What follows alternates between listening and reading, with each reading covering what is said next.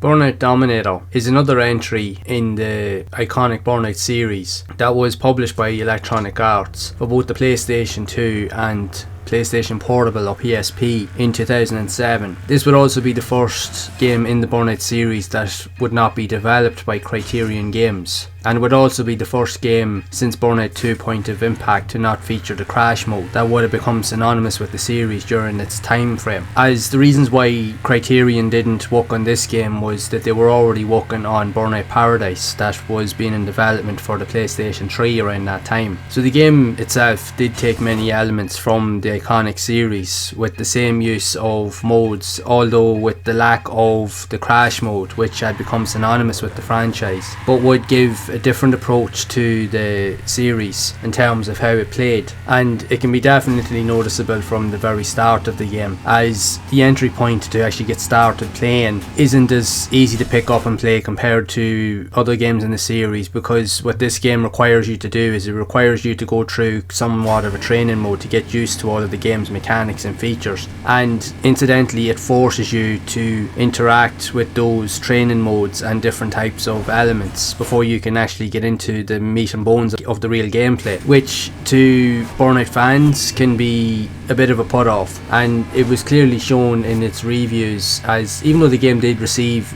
decent reviews across the board, it wasn't considered to be the best in the series. That accolade goes to Burnout 3 Takedown, and even Burnout Revenge was considered to be a decent title in its own right. So this game in some ways was a little bit lacking, for the better word, in terms of what it offered. As yes, these additions were probably a good idea at the time, but it just lost that pick up and play appeal compared to the previous entries in the series, as it did actually force you to play through a multitude of those training modes before you could get into the real gameplay itself, which would frustrate quite a number of players. But it doesn't take away from the gameplay itself. Mind you, it doesn't have the same kind of iconic lineup of cars that would have been seen in the original games. Instead mixes it up between muscle cars and more exotic like sports cars, almost very similar to the likes of Need for Speed. But at the time it did include multiplayer support, and did have a variety of different tournaments and modes, with race, road rage and eliminator modes, and an addition of a drift challenge. So there was quite a number of improvements and additions in the game, while it did remove other elements that were seen in previous titles. Now in its own right it's still a fantastic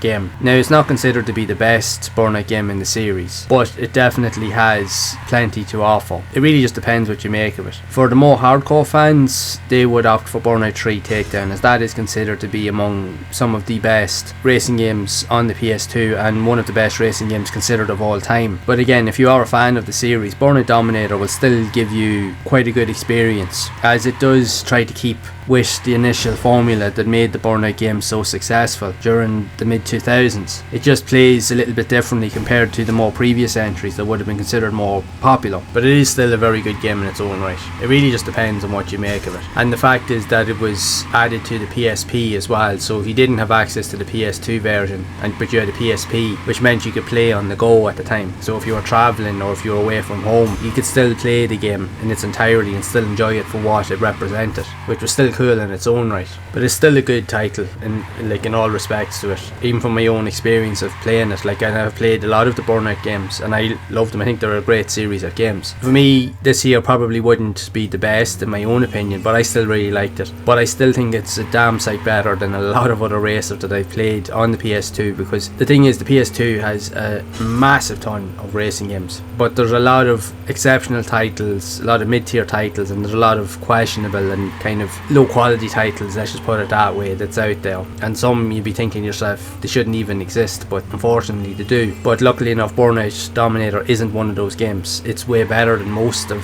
what the PlayStation 2 had to offer at that time. It was really only better because of its previous entries with the likes of Burnout Revenge, Takedown, and inevitably the future sequel of Burnout Paradise. And then when you look at the other games, likes of the Need for Speed Underground series, Need for Speed Most Wanted, you had Gran Turismo, you had a boatload of classic racing games, but it still is a good alternative if you're looking for something that has a mix of all of the unique elements that you would look for in especially the Burnout games. This game does have that, and it's still just as playable today as it's ever been, and it's still worth revisiting in my opinion. So I highly recommend you do go and check it out if you haven't done so already. And like the previous titles in the series, it has some of the best crash physics that you could ever see in a racing game as well. So they definitely didn't lose that element of it. That was what the Burnout franchise was renowned for, was the incredible crash and damage physics seen in the game. It still has all the fast-paced, frantic nature that you love from the series, so again, definitely go check it out. And I would love to know your thoughts on Burnout Dominator for the PS2, or even if you played it on the PSP. And I'd love to know your thoughts of what you think of the game. Is it your favourite game in the series, or maybe not so much? Be sure to share it down in the comments below. And if you have enjoyed this video,